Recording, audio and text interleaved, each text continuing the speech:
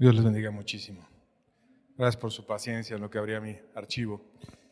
Nos da mucho gusto estar juntos, iniciando en esta ocasión el estudio del Nuevo Testamento. Hemos concluido con la sección de los profetas, los últimos libros del Antiguo Testamento, y el día de hoy vamos a iniciar estudiando los primeros 4 libros, debido a que tratan un tema en común. Los iremos desglosando y estudiando en conjunto los 4 evangelios, los primeros 4 libros del Nuevo Testamento.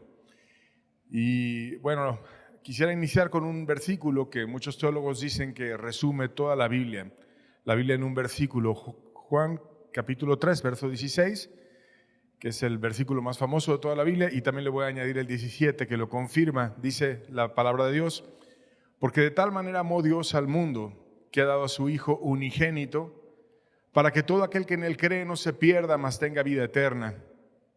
Y luego dice el 17, porque no envió Dios a su Hijo al mundo para condenar al mundo, sino para que el mundo sea salvo por él. Un pasaje famoso, un pasaje que resume el enorme amor de Dios por todo ser humano, que es tan grande que dio a un ser tan valioso y tan excelso como Jesucristo para venir a mostrarnos el camino, dejando el cielo, dejando muchas comodidades y aún amando hasta la cruz para darnos una esperanza a todos nosotros.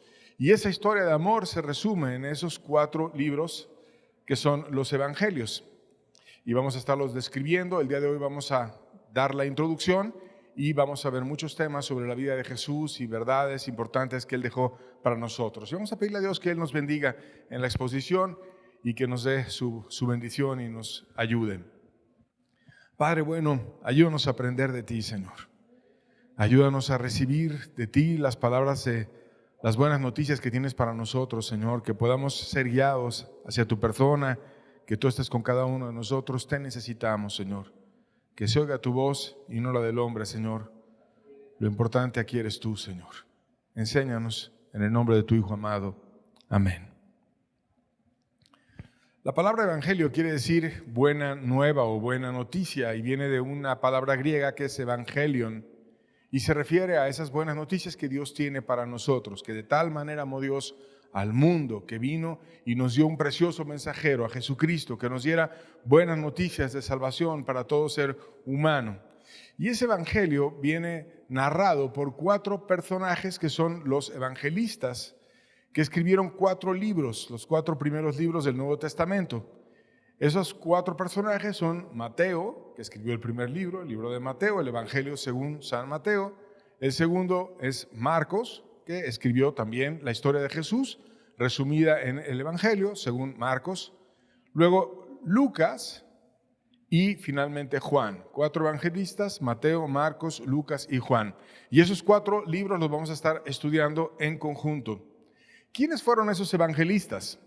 Bueno, iniciando por Mateo. Mateo también se le conoce como Leví, y fue un judío que se había hecho colaborador de los romanos y les ayudaba a ellos a cobrar impuestos y trabajaba para Roma. Y Cristo, pasando por ahí, le llamó y dejó todo por seguir a Cristo y se hizo uno de los 12 apóstoles. Y finalmente escribió la historia de esas vivencias maravillosas que él tuvo con el Señor Jesucristo, y escribió muchas referencias judías y enfocó su evangelio principalmente a ellos, mostrando a Jesús como el Mesías, y resaltó en especial la sabiduría de Jesucristo. Es un evangelio muy completo, un evangelio lleno de historias hermosas y de expresiones muy sabias que Jesús dejó, además de todos sus milagros y su amor. Marcos, el segundo evangelista, fue hijo de María de Jerusalén y fue sobrino de un discípulo amado que llegó a ser también apóstol y compañero de Pablo, que fue Bernabé. Y él participó en el primer viaje misionero de Pablo y Bernabé, extendiendo el evangelio con los gentiles. Y fue apartado después de la misión por un regreso que tuvo a Jerusalén, y después de que tuvo una restauración o un acomodo en su vida, regresó al servicio y a tener una unidad con Pablo también. La tradición dice que fue muy apoyado por Pedro en su vida, y que Pedro mismo revisó el evangelio e influyó mucho en lo que Marcos escribió. Su libro está destinado a judíos y a gentiles. Es el más corto de todos los evangelios y está orientado al poder del Mesías. Muestra mucho el poder de Cristo sobre las enfermedades, sobre la naturaleza, sobre el mundo espiritual, y explica muy claro cómo con una fe sencilla y sincera puede uno acceder a ese poder precioso que Dios nos dejó en nuestro precioso Salvador Jesucristo. El tercer evangelista es Lucas, que él fue un amigo íntimo y compañero de Pablo, era un médico de profesión, un académico que actuó como historiador en la redacción de su evangelio. El evangelio de Lucas está orientado a los gentiles, es decir, a personas no griegas, y presenta a Jesús muy claramente como el Hijo del Hombre, un Jesucristo que se identifica mucho con los pobres, con los humildes, con los marginados, que estuvo lleno de compasión y de ayuda por los peores pecadores y que le dio esperanza al que no tenía ninguna esperanza, como al ladrón en la cruz, como al leproso. Y este evangelio también tiene un énfasis especial en la alabanza, cantos que se han entonado de antaño, se tomaron precisamente de este evangelio. Y en el libro de Lucas se le da una especial importancia a la mujer, se le cita mucho a las mujeres en el evangelio y se muestra en especial el lugar que Cristo le daba a las mujeres de gran importancia. Lucas, además de este tercer evangelio, escribió el libro de los Hechos y dedicó sus escritos a quienes aman a Dios. Juan, el cuarto evangelista, fue, al igual que Mateo, un apóstol de Jesucristo, es decir, uno de los 12 apóstoles.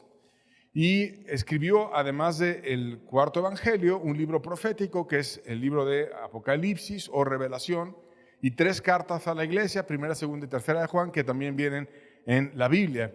Sobre su evangelio, algunos lo consideran el libro más profundo y espiritual de la Biblia, y da una revelación completa de Cristo y de Dios de una manera muy clara, y presenta, por ejemplo, a Dios como un padre, y lo hace en más de 100 veces, y nos lleva mucho a confiar y nos da razones para relacionarnos con esa confianza en Dios.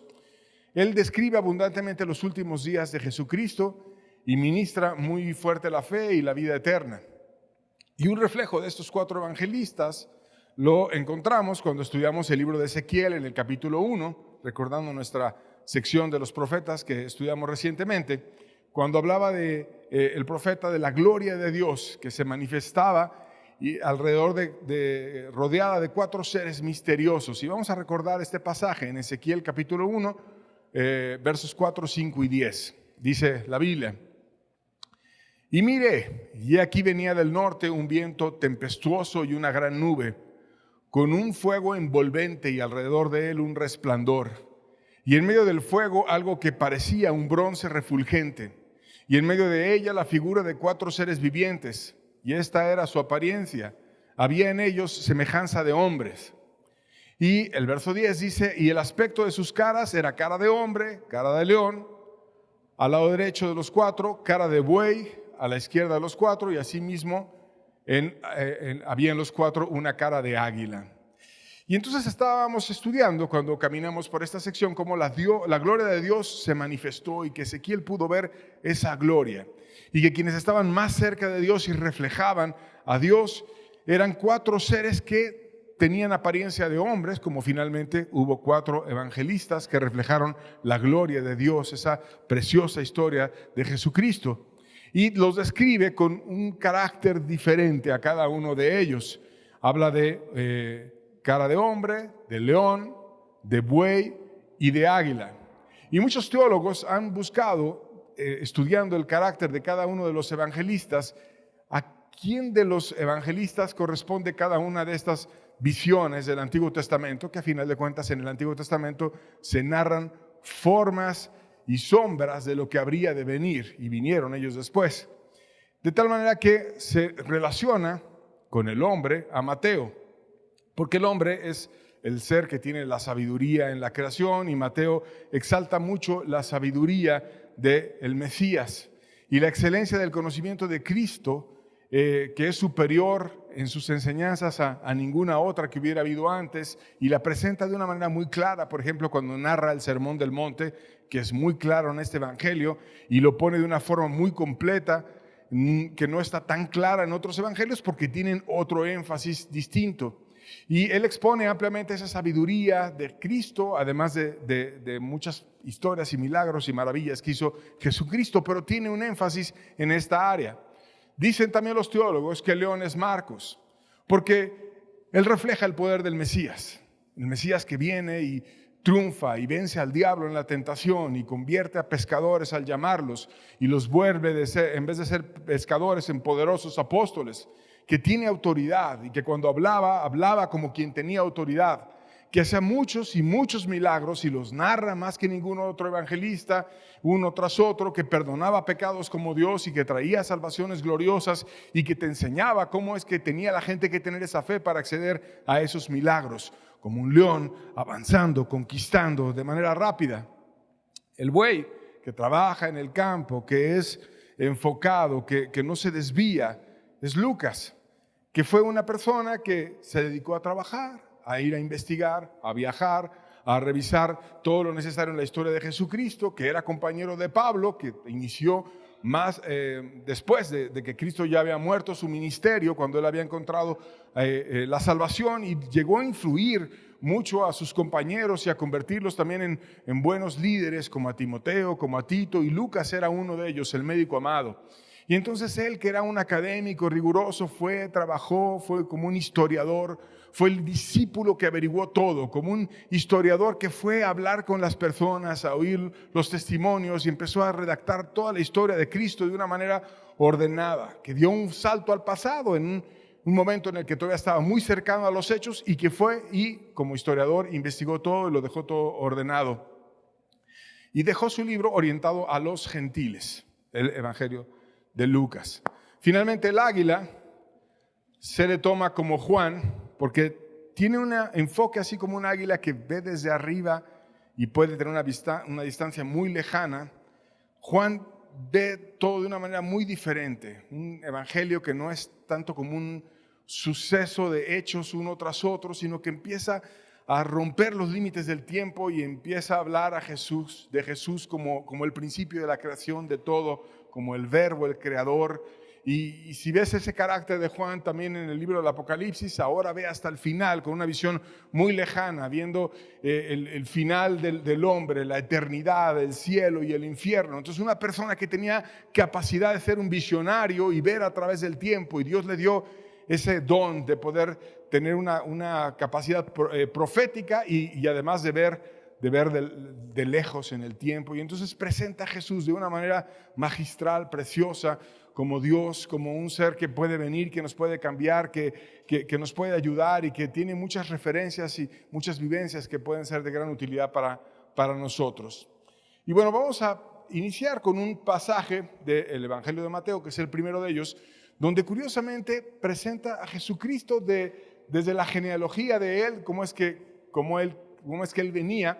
Y hay algo interesante desde que inicia el Evangelio mismo. Vamos a leer Mateo 1, versos 1 al 4. Dice la Biblia: libro de la genealogía de Jesucristo, hijo de David, hijo de Abraham. Y luego te empieza a decir la genealogía. Abraham engendró a Isaac, Isaac a Jacob, Jacob a Judá y a sus hermanos. Judá engendró de Tamar a Fares y a Zara, Fares a Esrom a Aram, y Aram engendró a Aminadab, Aminadab a Nazón, y Nazón a Salmón.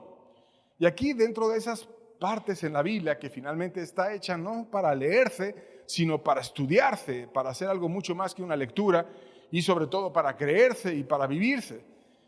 Dios nos está enseñando una parte muy interesante que quisiera resaltar, porque mucha gente cuando lee la Biblia dice, estos son puros nombres, y se los brinca a todos, y no la estudia a profundidad, pero siempre hay joyas detrás de los versículos que Dios tiene para nosotros en su palabra.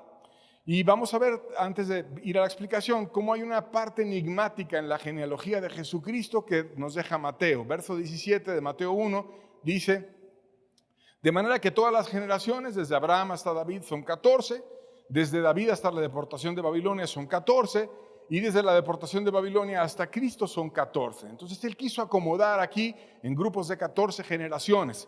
Y leímos un versículo previo en el cual, unos varios versículos, en donde se iban mencionando las genealogías. Ahora las voy a colocar de manera grupal en cada sección, como dice este versículo, que había 3 secciones de 14 genealogías. Vamos a ver el primer grupo donde nos presenta esas genealogías de Cristo, de dónde viene Cristo, y en este caso vienen desde Abraham hasta David. Tú lo puedes ver en tu casa y puedes estudiarlo. Y entonces el primer personaje es Abraham, luego viene Isaac, después Jacob, luego Judá, y cuando lees el texto hay una parte interesante que dice y sus hermanos. Y después Judá engendró a Fares y dice otra parte ahí en el texto que dice de Tamar. Y lo tengo ahí en la sección de las notas. Fares es Rom a Aram, luego Abinadab, Nazón, Salmón, Boz. Y también tiene una aclaración cuando menciona Boz que es de Rahab. Y luego vino Obed, Isaí y David. Entonces Mateo pone esas 14 generaciones y nos pone notas. Y cuando vemos las notas a las cuales Mateo hacía referencia, dice Judá y sus hermanos. ¿Cómo eran los hermanos de Judá? Extremadamente perdidos. Si tú te recuerdas cómo vendieron a José, cómo quisieron mandarlo a Egipto como esclavo, eran unos verdaderos paganos. Luego dijeron que una mala bestia se lo había comido y llevaron la túnica con sangre y engañaron a su papá. Eran personas muy malas, pero esas personas muy malas alcanzaron la gracia y son mencionados en el Evangelio.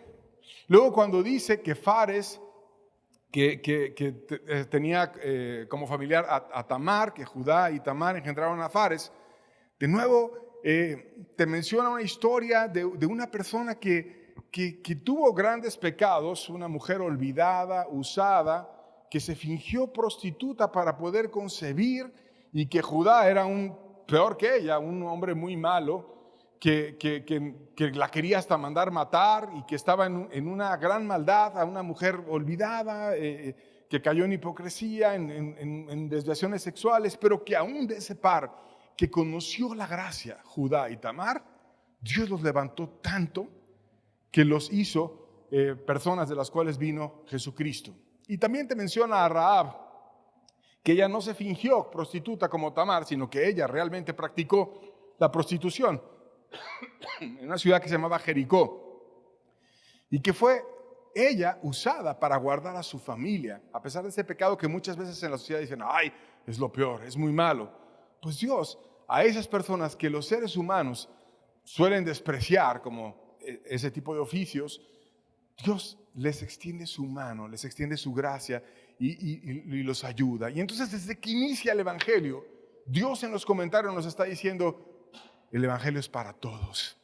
Yo puedo salvar a los peores, a los más duros, a los más insensibles, a los que vendieron a su hermano, a las que se fingieron para llegar a tener un hijo, a las que practicaron la prostitución, a las que la sociedad rechaza. A ellos hubo gracia. Y esa gracia venía en esa línea de Jesucristo a lo largo de toda la historia de su ascendencia. Y es el primer grupo. Y luego viene el segundo grupo, porque habían 3 grupos de 14. Y vamos a ver el segundo grupo. Lo vemos en un cuadro. Y ese grupo 2 es desde David hasta la deportación de Babilonia. Y está mencionando generaciones en la historia de Israel. Y entonces viene Salomón, el hijo de David, y luego Roboam, Abías, Asa, Josafat, Joram, Usías, Jotam, Acaz, Ezequías, Manasés, Amón, Josías y Jeconías. Y cuando menciona estas generaciones, de nuevo hay una nota. Y esa nota es cuando dice Salomón. ¿Cómo fue concebido Salomón? Y te dice de la que fue mujer de Urías. No te dice de Betsabé, sino te recuerda de aquella que fue mujer de Urías. ¿Por qué? Porque esa Betsabé, ¿cómo rompió su relación con Urías? Tú recuerdas la historia, con un adulterio, con David. Y de nuevo Dios nos enseña, mira, hay una pareja adúltera, David y Betsabé, que ellos se lograron arrepentir y que yo cambié sus vidas y que de ellos traje un hijo sabio que fue Salomón. Y entonces el mismo contexto, Dios da su gracia a lo largo del tiempo. La gracia para el peor pecador, la buena noticia que Dios viene a salvar a aquel que abre su corazón, al que es el que está necesitado, y que esa salvación y esa gracia que puede y está disponible para todo el mundo viene en el Evangelio narrado. Él nos puede perdonar, Él nos puede ayudar y Él nos puede bendecir, como lo hizo con la mujer de Urías, con David y con tantos otros que vienen ahí citados. Y bueno, finalmente llegamos al tercer grupo, que es el más enigmático, y dice el grupo 3 que nos narra las generaciones desde la deportación de Babilonia hasta Cristo, y las puse en este cuadrito. El primero que se menciona es Salatiel, luego Zorobabel, Abiud, Eliakim, Azor, Sadoc, Akim, Eliud, Eleazar, Natán, Jacob, José, marido de María, madre de Jesús, y después viene Jesús, llamado el Cristo. Y entonces te decía, desde la deportación de Babilonia hasta Cristo. Pero cuando tú cuentas las generaciones, en el libro de Mateo, ¿qué crees? Que no son 14, son 13. Y yo las he contado muchas veces y te las puse una por una. Si tú las quieres contar, son 13. Ahora yo te voy a preguntar, un cobrador de impuestos que lo jaló el gobierno romano para llevar precisamente en orden las finanzas, ¿no sabía contar? ¿Tú crees que no contaba del 1 al 14 de manera ordenada? ¿O crees que nos está dejando un mensaje, Mateo, interesante, así escondido, como una de las muchas perlas y joyas que vienen en la Biblia? Y por supuesto que yo creo que bien sabía contar y lo hacía muy bien, y nos está dejando un mensaje de forma enigmática en ese evangelio, mencionando a José, marido de María, de quien Dios obró un milagro, trayendo un niño, que era mucho más que un niño, mucho más que un hombre, sino que era verdadero Dios y verdadero hombre, y que su venida fue por gracia. Y Jesús, que dice ahí, Jesús en la generación 13, que quiere decir Salvador, y que se le hace llamar el Cristo, y que Pedro fue quien le dijo que él era el Cristo, y Cristo quiere decir el ungido, y aquel que comparte la unción, y que dijo que enviaría el Espíritu Santo sobre los que creyeran en él. Otro nombre de Jesús es Emmanuel, Dios con nosotros. Entonces la pregunta es, ¿Jesús tuvo hijos? ¿Quién es la 14ª generación? Porque acaba en Jesús, que es el Salvador, pero dice que era desde la deportación de Babilonia hasta Cristo. Y Cristo fue promulgado por aquellos que alcanzaron su gracia y por aquellos que lo descubrieron a Él como Padre, porque estaba profetizado en Isaías 9 y lo estudiamos también, porque niño nos es nacido, hijo nos es dado, y el principado sobre su hombro, y se llamará su nombre admirable, consejero, Dios fuerte, Padre eterno, príncipe de paz. Entonces uno de los nombres de Jesucristo es Padre eterno. Él también fue padre y trajo a muchos hijos, y te llama a ti a través del Evangelio a ser su hijo. De tal manera que nosotros estamos llamados a ser esa generación 14, donde Cristo venga a nosotros y podamos publicarlo y seamos parte de Él. Y inicia el Evangelio de una forma enigmática, mostrándonos un decir, te quiero bendecir a través de esta historia, te quiero llevar a algo, te quiero llenar de unción, quiero que tú estés lleno del Espíritu Santo y que tú tengas esa vida. Y de hecho el mismo Evangelio dice cuál es el propósito de todo este escrito. Juan capítulo 20, versos 30 al 31, dice, hizo además Jesús muchas otras señales en presencia de sus discípulos, las cuales no están escritas en este libro, pero estas se han escrito para que creáis que Jesús es el Cristo, el Hijo de Dios, y para que creyendo tengáis vida en su nombre. Aquí está diciendo el apóstol Juan, cuando narra su evangelio, hay tantas historias, tantas maravillas, tantas señales. Yo no escribí todas, pero escribí algunas que te dejo con un propósito. ¿Qué propósito? Que creas y que tengas vida. ¿Por qué no escribió todas? Porque ya había otros que habían escrito muchas otras. Mateo escribió algunas, Marcos escribió otras, Lucas escribió otras, y las historias se complementan. Y obviamente Juan los había leído. De hecho, muchos piensan que el último evangelio en ser escrito fue el evangelio de Juan. Pero te dice, el propósito de toda esta historia es que tú creas y que creyendo tengas vida en su nombre, porque Jesucristo vino para darnos vida, hizo tantas maravillas para que tú confíes en Él y para que tengas vida en su nombre. Entonces el centro del Evangelio es llevarnos a confiar y a tener fe y a relacionarnos por medio de esa confianza en Dios que nos quiere dar vida. ¿Qué enseñan los Evangelios? En esta parte introductoria, claro que vamos a ir viendo a detalle muchas cosas, pero en general los Evangelios nos muestran de una forma práctica y fácil cómo tratar al prójimo. Mateo 7, versos 12 y 13, vamos a ver un ejemplo. Dice, así que todas las cosas que queráis que los hombres hagan con vosotros, así también haced vosotros con ellos, porque esto es la ley y los profetas. Entrad por la puerta estrecha, porque ancha es la puerta y espacioso el camino que lleva a la perdición, y muchos son los que entran por ella. Aquí nos está resumiendo el propósito, la forma de vivir conforme a lo que Dios quiere, de una manera muy simple, muy simple. Y te dice toda la ley y los profetas, es decir, todo lo que hemos estado estudiando desde hace años, cuando caminamos a través del Pentateuco, toda la ley de Moisés y toda la historia de los profetas, todo el Antiguo Testamento se resume en una instrucción. ¿Qué instrucción? Que tú hagas con los demás como quieres que los demás hagan contigo. Que ames a los otros como quieres que los otros te amen a ti. Y dice, cuando tú haces eso, te motiva, te da la instrucción y luego te dice, entra por la puerta estrecha. Esa es la puerta estrecha. Que de una manera simple, que te pongas a amar, que te pongas a vivir, que no te hagas un teólogo lleno de conocimiento de tantas cosas que se han dicho.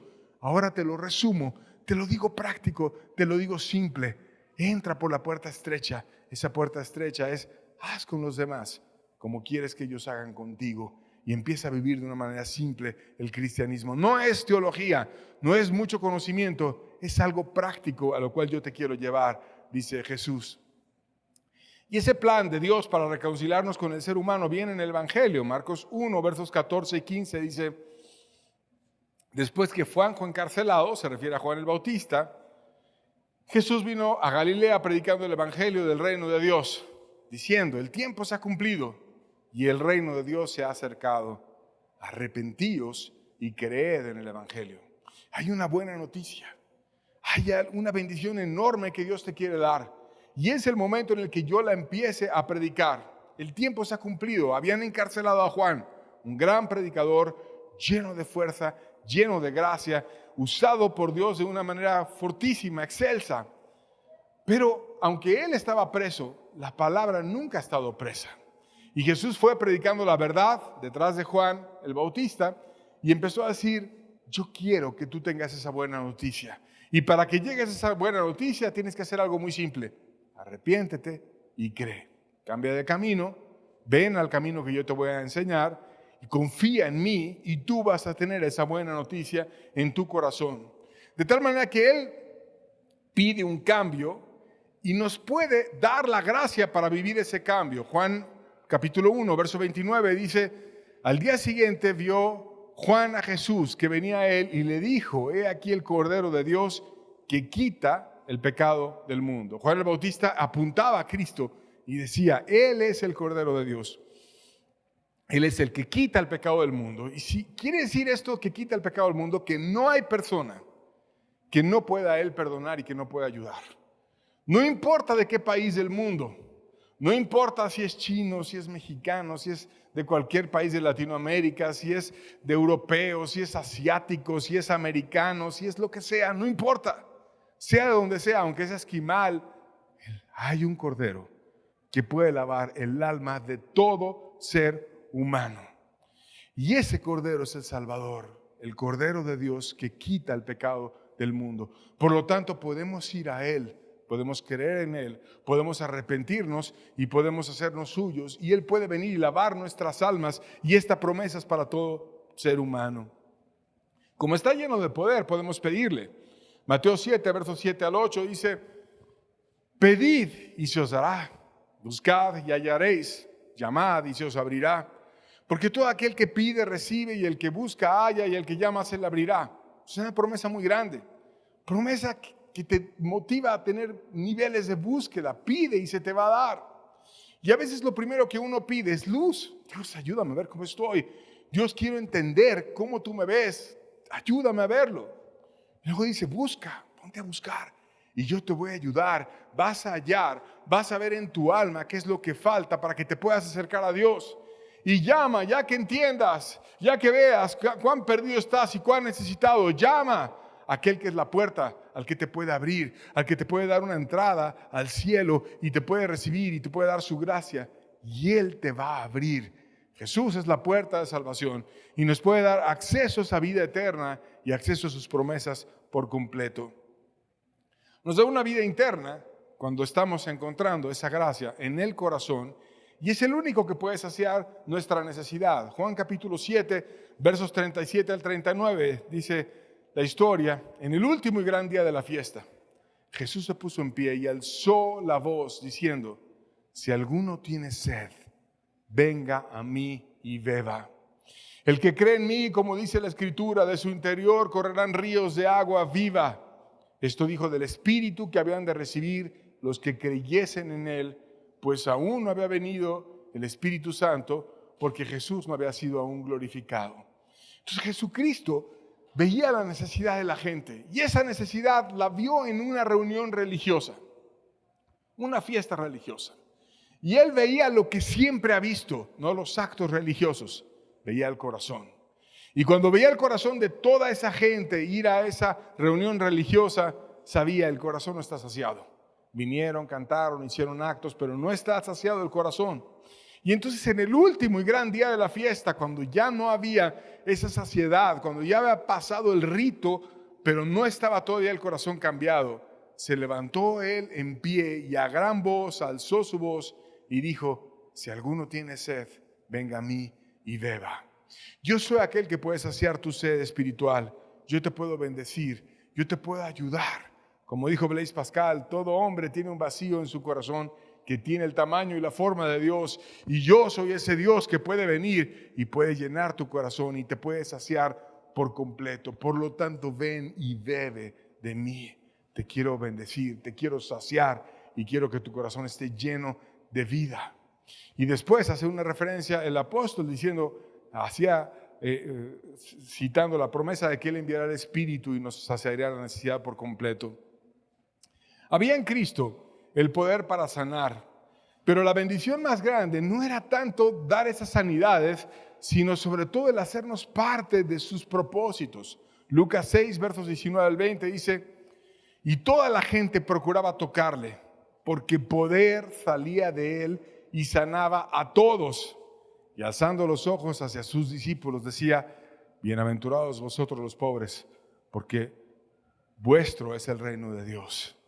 O sea, imagínate a toda la gente buscando ese poder y recibiendo sanidades y tocándolo y teniendo maravillas en su cuerpo, pero cuando tenían esas maravillas y de repente estaban felices porque ahora ya no les duele la cabeza, ahora su mano ya no estaba seca, ahora ya podían caminar, ahora ya podían ver, habían tocado al precioso Salvador y su cuerpo era sanado, pero volteaba delante de todos, les decía: la verdadera bienaventuranza es con los humildes, con los pobres, porque Dios les da el reino de Dios, les da un pasaporte.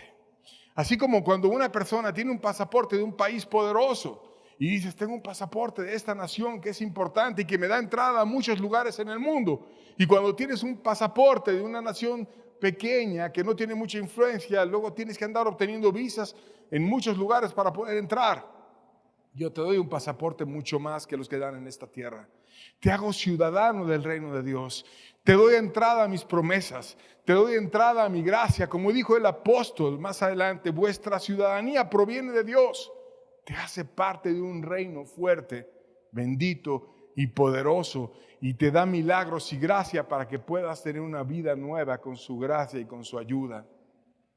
Y en esa vida nos enseña a caminar confiando en su favor y en su gracia. Mateo 6, versos 31 al 33 dice: no os afanéis pues diciendo: ¿qué comeremos? ¿O qué beberemos? ¿O qué vestiremos?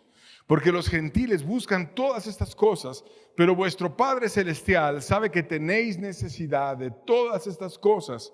Mas buscad primeramente el reino de Dios y su justicia, y todas estas cosas te serán añadidas. Entonces ya no es buscar qué puedo conseguir aquí en este mundo, sino es, yo tengo una ciudadanía en los cielos, yo tengo un llamado mucho más importante, no me voy a afanar por lo que pueda tener o no tener aquí en esta tierra, porque el día que me muera, lo único que me voy a llevar es mi alma.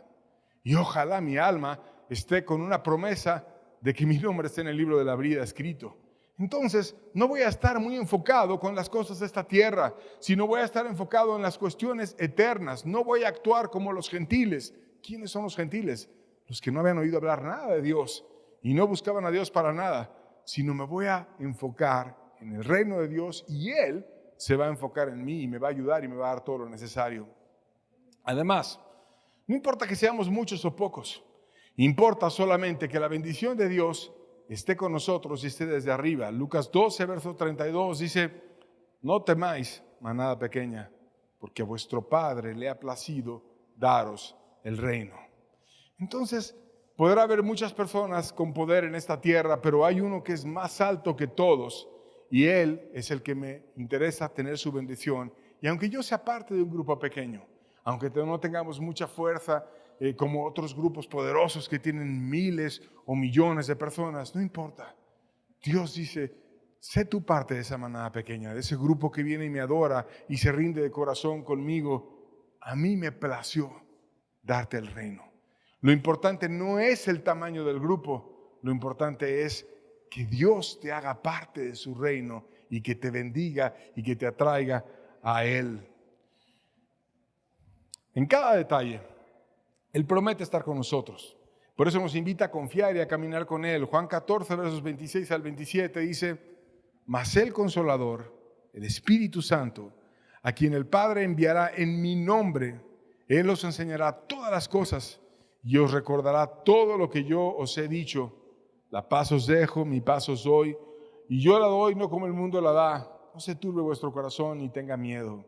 Está diciendo Cristo que Él nos iba a enviar, que Él nunca nos iba a dejar solos, sino que nos iba a enviar al Espíritu Santo y nos recuerda que Él nos iba a animar, nos va a bendecir, nos va a ayudar, que no tengamos miedo, que el miedo destruye, que el miedo angustia, sino que tengamos esa confianza que nos lleva a paz, que nos lleva a tener una vida tranquila y que nos lleva a estar simplemente esperando en el favor de Dios y caminando con Él, confiando en su gracia. Él nos va a acompañar siempre.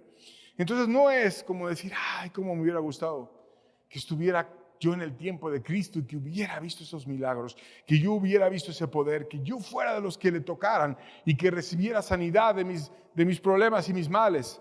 No, su gracia sigue estando el día de hoy vigente. Su poder está actuando en todo ser humano que quiere ser humilde ante Él hoy. Y Él prometió que lo iba a enviar. Entonces no se quedó Dios manco, no se quedó Dios sin poder, sino nos lleva a confiar y a caminar con Él en una relación de amor y de paz, aunque no estemos en aquella época. Además, prometió que nos daría autoridad en cuestiones celestiales como sus hijos.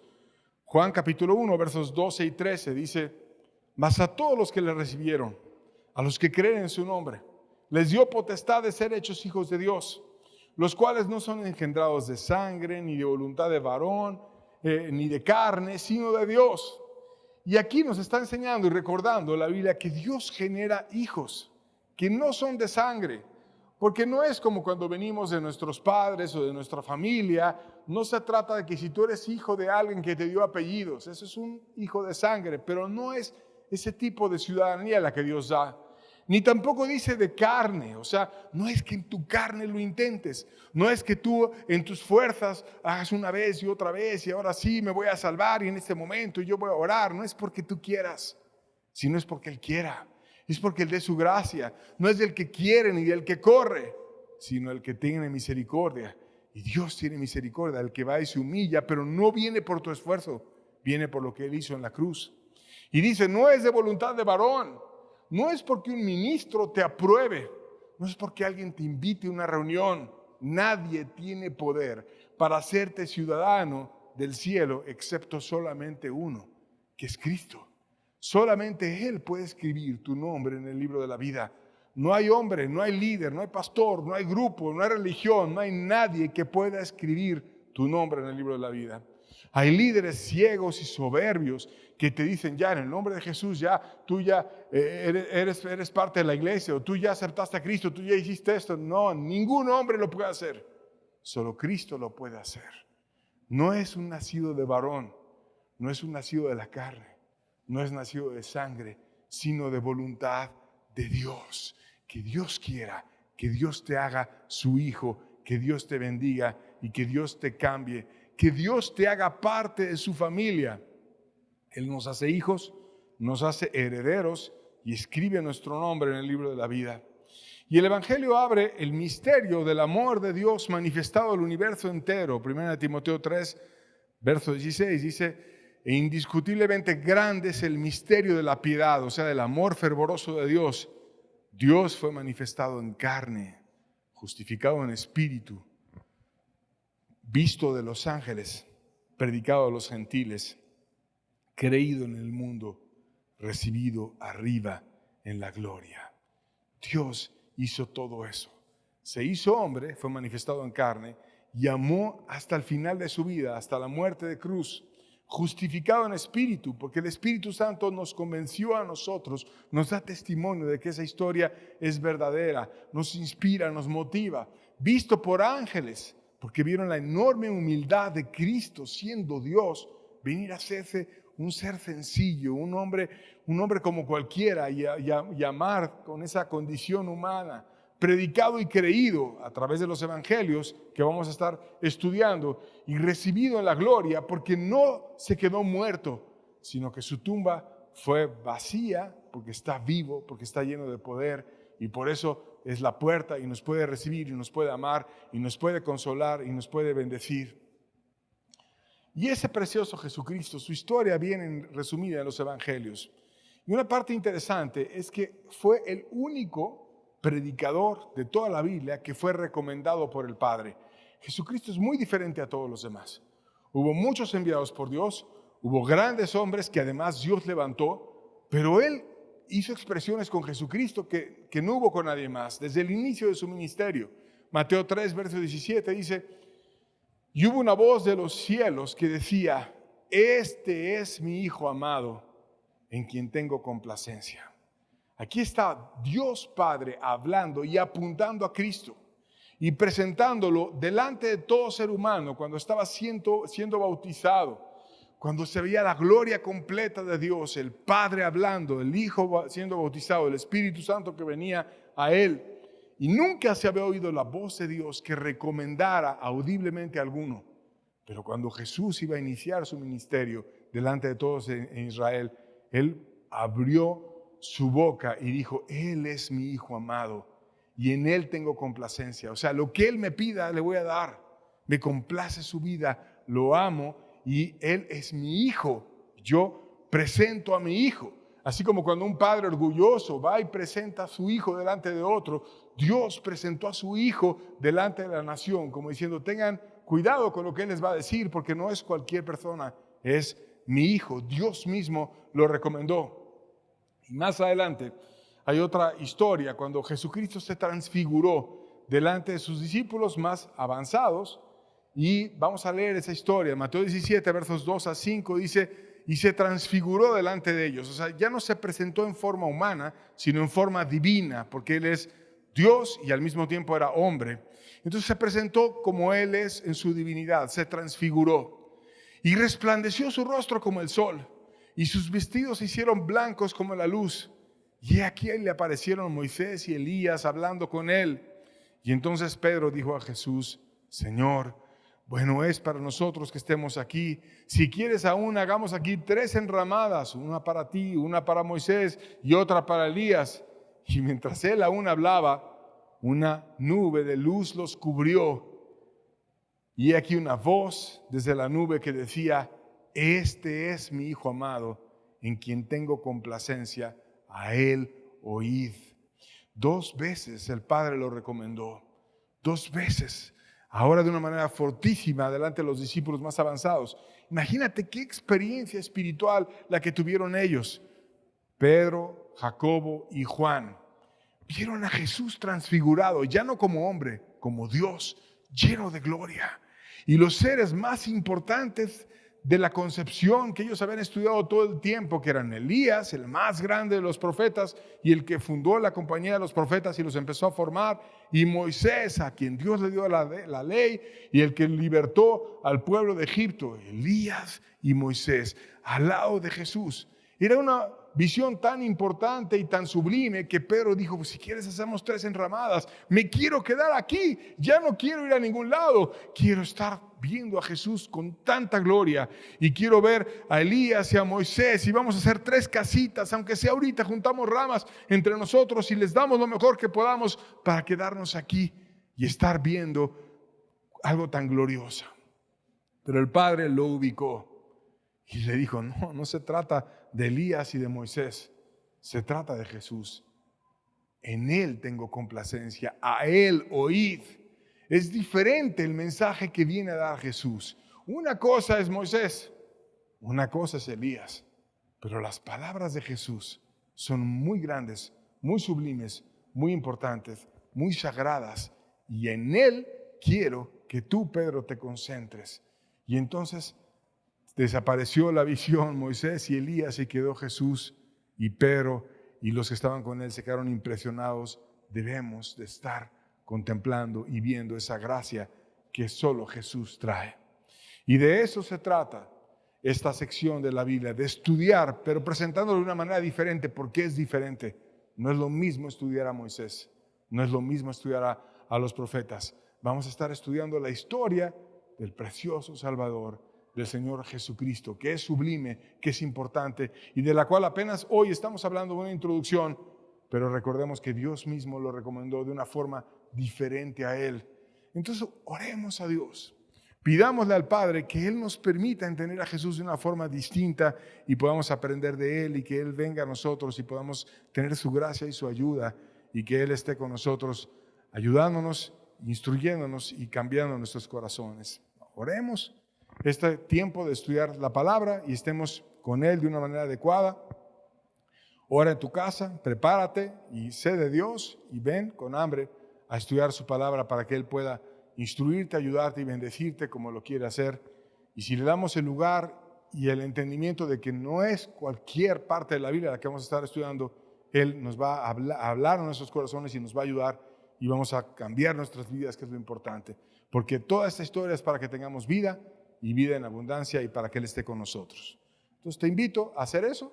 Estamos hoy hablando de la introducción apenas, orar, buscar, pedir la gracia de Dios y venir con esa hambre y estar buscando su favor y entonces empezarnos a reunir para estudiar juntos esta historia y que Dios venga y nos bendiga y nos hable y nos ayude.